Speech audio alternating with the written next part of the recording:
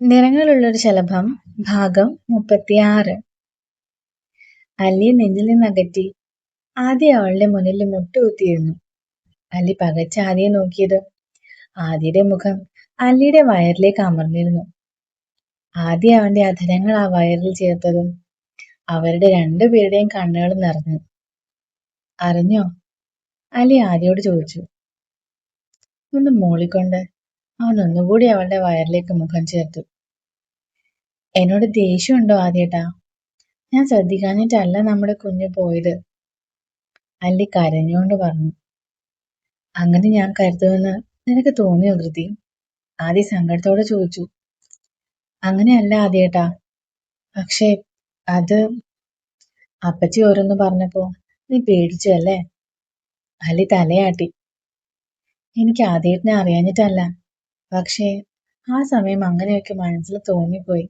ക്ഷമിക്കോ എന്നോട്? അല്ലി ചോദിച്ചു. എന്തിനാ കൃതി നീ ചെയ്യാത്ത തെറ്റിന് സോറി പറയുന്നത്? തെറ്റ് ചെയ്തത് ഞാനല്ലേ? നിന്നെ ഒറ്റയ്ക്കാക്കിയത് ഞാനല്ലേ? നീ അനുഭവിച്ച എല്ലാ സങ്കടങ്ങളും ഞാൻ കാരണമല്ലേ? അപ്പൊ സോറി പറയേണ്ടത് ഞാനാണ്. നമ്മുടെ കുഞ്ഞു പോവാൻ കാരണം നീ അല്ല കൃതി, അത് ഞാൻ തന്നെയാ. ഏറ്റവും സന്തോഷമായിരിക്കേണ്ട സമയത്ത് ഞാൻ നിനക്ക് തന്നത് സങ്കടവും ടെൻഷനുമാണ്. ഞാൻ കാരണം നമ്മുടെ കുഞ്ഞ്. അല്ലി അവന്റെ വായ പൊത്തിക്കളഞ്ഞു. അങ്ങനെ പറയണ്ട ആദ്യേട്ടാ, നമ്മുടെ കുഞ്ഞിന് വരാൻ സമയമായിട്ടില്ല. സമയമാകുമ്പോ വന്നോളൂ. അവനല്ല കൃതി, അവള്. എന്റെ കൃതിയെ പോലെ ഒരു മോള്. എനിക്ക് ആദ്യേട്ടനെ പോലൊരു മോനും വേണം. ആണോ? അല്ലി തലയാട്ടി. കൃതിയുടെ ഇഷ്ടം. അല്ലിയുടെ മുഖത്തേക്ക് നോക്കുമ്പോ ആദ്യയുടെ കണ്ണുകൾ വീണ്ടും നിറഞ്ഞു. അല്ലി ആ കണ്ണുകളിൽ ഉമ്മ വെച്ചു. ഇനി ഒന്നും ഓർത്ത് ഈ കണ്ണുകൾ നിറയരുത്, അല്ലി പറഞ്ഞു. ആദ്യം അവളെ വരിഞ്ഞു മുറുക്കി. അല്ലി അവന്റെ ആ വലിയ ശരീരത്തിൽ ഞെരുങ്ങിപ്പോയി. എനിക്ക് ശ്വാസം മുട്ടുന്നു ആദ്യേട്ടാ, അല്ലി പറഞ്ഞു. അവൻ വേഗം അവളെ വിട്ടു. സോറി. ആദ്യം സോറി പറഞ്ഞതും അല്ലി അവന്റെ നെഞ്ചിലേക്ക് ചാഞ്ഞു. ഇങ്ങനെ കെട്ടിപ്പിടിക്ക്, അല്ലി പറഞ്ഞു. ആദിയുടെ കൈകള് അല്ലിയുടെ ദേഹത്തെ പയ്യെ തന്നിലേക്ക് ചേർത്തു. രണ്ടുപേരും കുറെ സമയം അവിടെ ചെലവഴിച്ചിട്ടാണ് അച്ഛമ്മയെ കാണാനായി അകത്തേക്ക് ചെന്നത്. ആദ്യം അല്ലിയും അകത്തേക്ക് കയറിയതും കാറ്റുപോലെ എന്തോ വന്ന് ആദിയുടെ ദേഹത്തേക്ക് വീണു. ആദി പകച്ചു നോക്കിയതും നന്ദു ആയിരുന്നു അത്. എവിടെ പോയതായിരുന്നു? എല്ലാവരും കുറെ പേടിച്ചു.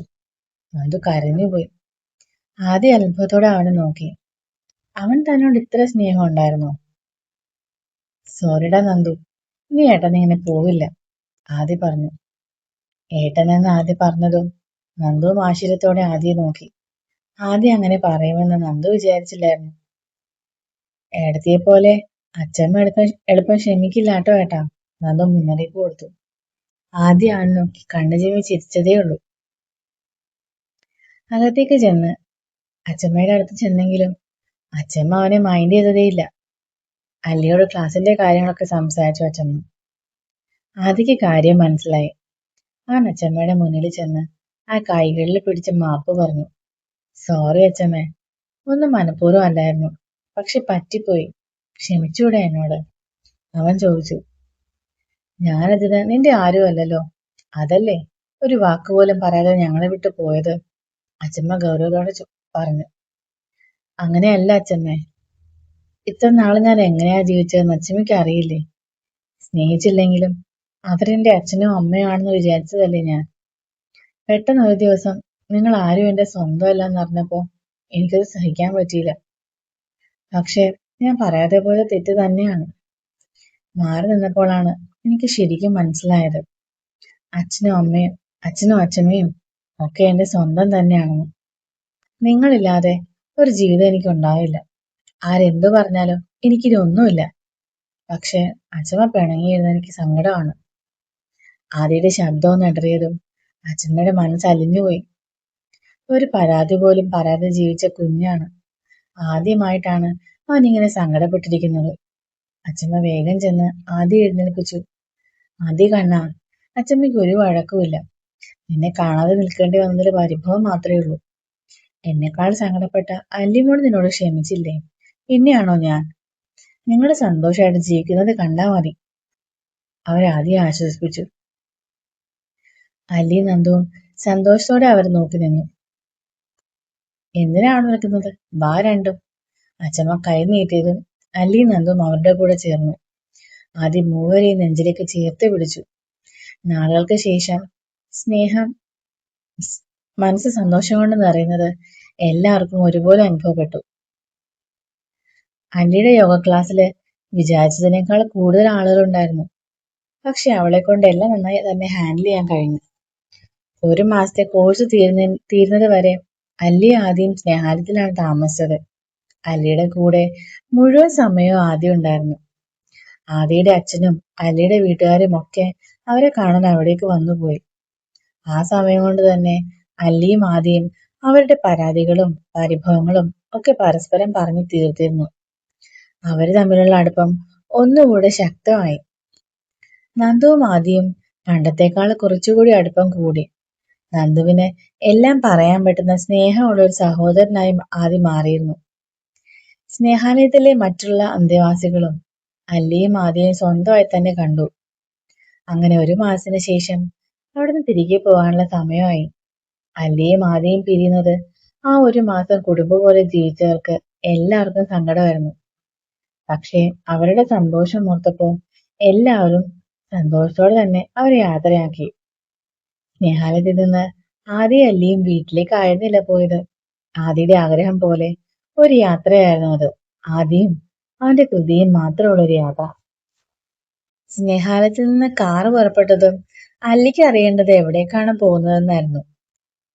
കേരളം മുഴുവൻ കാണാനൊരു യാത്രയായിരുന്നു ആദ്യ പ്ലാൻ ചെയ്തത്. ആദിയുടെ പ്ലാൻ അറിഞ്ഞതും അല്ലിയുടെ കണ്ണുകൾ ആശ്ചര്യം കൊണ്ട് വിടർന്നു. ശരിക്കും കേരളം മുഴുവൻ കാണുമോ? അവള് ചോദിച്ചു. എന്റെ കൃതിക്ക് ഇഷ്ടമുള്ള എല്ലായിടത്തും കൊണ്ടുപോകും. എവിടെയാ പോവേണ്ടേ? ആദ്യ ചോദിച്ചു. ഇപ്പൊ ആദ്യത്തിന്റെ പ്ലാൻ മതി. ഇതെനിക്കിഷ്ടമായി, അല്ലി സന്തോഷത്തോടെ പറഞ്ഞു. 2 ആഴ്ച കൊണ്ട് തെക്കൻ കേരളവും പിന്നെ 2 ആഴ്ച കൊണ്ട് കേരളത്തിന്റെ വടക്ക് ഭാഗവും അവർ യാത്ര ചെയ്തു. ഓരോ സ്ഥലങ്ങളിലെ ടൂറിസ്റ്റ് ഡെസ്റ്റിനേഷൻസ് ഒക്കെ സമയം എടുത്ത് തന്നെ കണ്ടു. പലതരത്തിലുള്ള ഫുഡ് ട്രൈ ചെയ്തും അല്ലി ആദ്യം ഒരുപാട് എൻജോയ് ചെയ്തു. അല്ലിയുടെ എല്ലാ ആഗ്രഹങ്ങളും നടത്താൻ ആദ്യം കഠിനമായി തന്നെ പരിശ്രമിച്ചു. അവസാന ഡെസ്റ്റിനേഷൻ ഇടുക്കിയായിരുന്നു. ഒരാഴ്ച കൊണ്ട് ഇടുക്കിയും പിന്നെ മൂന്നാറും ഒക്കെ കണ്ടു തീർക്കാനായിരുന്നു അവരുടെ പ്ലാൻ. ഇടുക്കിയിലെ മിക്ക സ്ഥലങ്ങളും സന്ദർശിച്ച് അവസാനമാണ് അവർ മൂന്നാർ എത്തിയത്. ഇനിയുള്ള ഒരാഴ്ച മൂന്നാറാണ് സ്റ്റേ. ഹോട്ടൽ റൂമിലേക്ക് കയറിയതും അല്ലി ബെഡിലേക്ക് വീണുപോയി. കിടക്കാനാണോ എന്റെ കുഞ്ഞു വന്ന്? ആദ്യം അവളുടെ അരികിൽ കിടന്നുകൊണ്ട് ചോദിച്ചു. തളർന്നു പോയി ചക്കാ, അല്ലി പറഞ്ഞു. തളരാൻ ഞാൻ ഒന്നും ചെയ്തില്ലല്ലോ കൃതി, അതി കള്ളച്ചിരിയോടെ പറഞ്ഞു. അല്ലി അവനെ കൂർപ്പിച്ചു നോക്കി. ഞാൻ പറഞ്ഞോ ഒന്നും ചെയ്യരുതെന്ന്? ഈ IPSന് പേടിയായിട്ടല്ലേ, അല്ലി കളിയാക്കി. ആദ്യയുടെ മുഖത്ത് സങ്കടം നിറഞ്ഞത് പെട്ടെന്നാണ്. പേടിയാണ് കൃതി, ഞാൻ കാരണം നിനക്കൊരു ബുദ്ധിമുട്ടും ഉണ്ടാകരുത്, അത്രേ ഉള്ളൂ, അവൻ പറഞ്ഞു. ആണോ? എന്നാ സാര കിടന്ന് ഉറങ്ങാൻ നോക്ക്. അല്ലി തിരിഞ്ഞു കിടന്നു. അവൻ അവളെ പിടിച്ച് അവന്റെ നേരെ കിടത്തി. പക്ഷേ ഇന്നങ്ങനെ ഉറങ്ങാൻ പറ്റില്ലല്ലോ കൃതി. ആദ്യയുടെ മുഖത്ത് കള്ളച്ചിരി. ഇന്നെന്താ വിശേഷം? അല്ലി ചോദിച്ചു. ഇന്നു മുതല് നമ്മള് സെക്കൻഡ് ഹണിമൂൺ അല്ലേ? അതിന് നമ്മള് ഫസ്റ്റ് ഹണിമൂൺ എവിടെയാ പോയത്? അല്ലി ആലോചിച്ചു. ആദ്യയുടെ മുഖം കൂർത്തു. അത് നമ്മുടെ ഫ്ലാറ്റില്. നീ ഇങ്ങനെ അൺറൊമാൻറ്റിക് മൂരാച്ചി ആവില്ലേ കൃതി, അവൻ നിരാശയോടെ പറഞ്ഞു. അല്ലിക്ക് ചിരി പൊട്ടിപ്പോയി. നീ എന്നെ കളിയാക്കാണല്ലേ വേണേ? നിന്നെ ഞാൻ ഇന്ന്. ആദ്യം അവളെ ഇക്കിളിയാക്കാൻ തുടങ്ങി. മതി ആദ്യേട്ടാ, പ്ലീസ് നിർത്ത്, അല്ലി പൊട്ടിച്ചിരിച്ചുകൊണ്ട് പറഞ്ഞു. എന്നെ കളിയാക്കി ചിരിച്ചതല്ലേ, ഇനി കുറച്ചേരം എന്റെ കുഞ്ഞിങ്ങനെ ചിരിക്കെ. അവൻ നിർത്തിയില്ല. എനിക്ക് ശ്വാസം മുട്ടുന്നു ആദ്യേട്ടാ, അല്ലി കിതച്ചുകൊണ്ട് പറഞ്ഞു. ആദ്യം അല്ലി കണ്ണെടുക്കാതെ നോക്കി. ചിരിച്ച് ചുവന്നുപോയ മുഖവും അധരങ്ങളും. പെട്ടെന്ന് ആദ്യം അല്ലിയെ വലിച്ച് അവന്റെ മടിയിലേക്ക് ഇരുത്തി. അവന്റെ ആ നീക്കത്തിൽ വിറച്ചു പോയ അല്ലി ആദ്യം ചുറ്റി പിടിച്ചുകൊണ്ട് അവന്റെ തോളിലേക്ക് വീണുപോയി. ആദ്യം മുഖമൊന്ന് പയ്യെ ചരിച്ച് അലിയുടെ കാതിലൊന്ന് നേർമയായി മുത്തി. അലിയുടെ വിരലുകള് ആദിയിൽ മുറുകി. അവളൊന്ന് കുറുകിക്കൊണ്ട് അവനിലേക്ക് ചേർന്നു. ശ്വാസം ഞാൻ തന്നാലോ കൃതി, ആദ്യം അവളുടെ ചെവിയിലായി ചോദിച്ചു. ചെവിയിൽ പതിഞ്ഞ നിശ്വാസത്തിൽ ഇക്കിളി തോന്നി അല്ലി കഴുത്തൊന്ന് വെട്ടിച്ചു. അലിയുടെ ശ്വാസമെടുപ്പ് കൂടി വന്നു. എനിക്ക് ശരിക്കും കൊതിയാവുന്നുണ്ട് കൃതി, ആദ്യം അവളുടെ ചെവിയിൽ പറഞ്ഞത് അല്ലി ആകെ കുളിർന്നുപോയി. എനിക്ക് കുളിക്കണോ ആദ്യേട്ടാ, യാത്ര ചെയ്തതല്ലേ? അല്ലി ചമ്മലോടെ പറഞ്ഞുകൊണ്ട് എഴുന്നേക്കാൻ നോക്കി. ഒരുമിച്ചായാലോ? വെള്ളവും സമയവും ലാഭിക്കാം. അവൾ എണീക്കാൻ സമ്മതിക്കാതെ ആദി പറഞ്ഞു. അയ്യടാ, സ്വപ്നം കണ്ടാ മതി. അല്ലി അവനെ തള്ളി മാറ്റി. പക്ഷെ അടുത്ത നിമിഷം ആദിയുടെ അധരങ്ങൾ അല്ലിയുടേതുമായി ചേർന്നു നിന്നു. കൊതി തീരുവോളം അവൻ അവളുടെ അധരങ്ങളെ നുകർന്നു.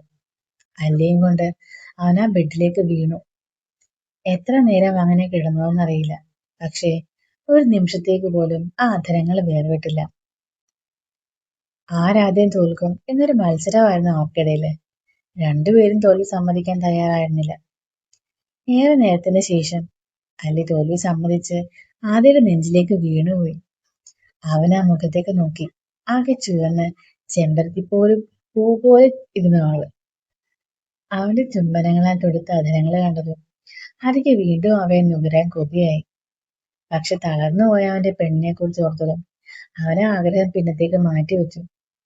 തളർന്നു കിടന്ന അല്ലിയെ കൈകളിലെടുത്ത് ബാത്റൂമിലേക്ക് നടന്നു. കാര്യം മനസ്സിലായതും കിടന്ന് കുതറിയ അല്ലിയെ ഒരു നോട്ടത്താൽ അവൻ തടഞ്ഞു. പക്ഷെ ബാത്റൂമിലെത്തിയത് അല്ലി അവനെ പുറത്താക്കി ഡോറടിച്ചു.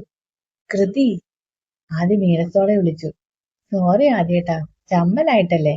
എന്റെ പൊന്നല്ലേ, അടുത്ത തവണ നമുക്ക് ഒരുമിച്ച് വിളിക്കാം. അല്ലി ഉറക്കി വിളിച്ചു പറഞ്ഞു. അടുത്ത തവണ ഉറപ്പല്ലേ കൃതി, ഇനി മാറ്റി പറയരുത്, അവൻ വിളിച്ചു ചോദിച്ചു. ആന്നേ, അല്ലി പറഞ്ഞു. ആദിയുടെ മുഖത്ത് കള്ളച്ചിരി തെളിഞ്ഞു നിന്നു. അല്ലി കുളിച്ചു വന്നതും ആദ്യം വേഗം കുളിക്കാൻ കയറി. അപ്പോഴേക്കും ഫുഡ് വന്നിരുന്നു. വേഗം ഫുഡ് കഴിച്ച് രണ്ടുപേരും ബാൽക്കണിയിലേക്ക് ഇറങ്ങിയിരുന്നു. അവിടെയുള്ള സോഫയില് ആദിയുടെ നെഞ്ചിലേക്ക് ചാരി അല്ലിയിരുന്നു. മുന്നിലെ തേയിലത്തോട്ടങ്ങളെ കാണാൻ കഴിയാത്ത വിധത്തില് ഇരുട്ടിയിരുന്നു. അതോടൊപ്പം കോട ഇറങ്ങി ചുറ്റും കാണാൻ പറ്റാത്ത അവസ്ഥയും. ഇതിപ്പോ ഇവിടെ ഇരുന്നിട്ട് ഒരു കാര്യമില്ല ചെക്ക, ഇരുട്ടും തണുപ്പും, അല്ലി പറഞ്ഞു. അതല്ലേ നമുക്ക് വേണ്ടത്, ആദി കള്ളച്ചിരിയോടെ പറഞ്ഞു. അവന്റെ വിരലുകൾ അല്ലിൽ അലയാൻ തുടങ്ങിയതും അല്ലി പൊളിഞ്ഞുപോയി. ആദിയുടെ മുഖം അല്ലിയുടെ കഴുത്തിലേക്ക് അമർന്നു.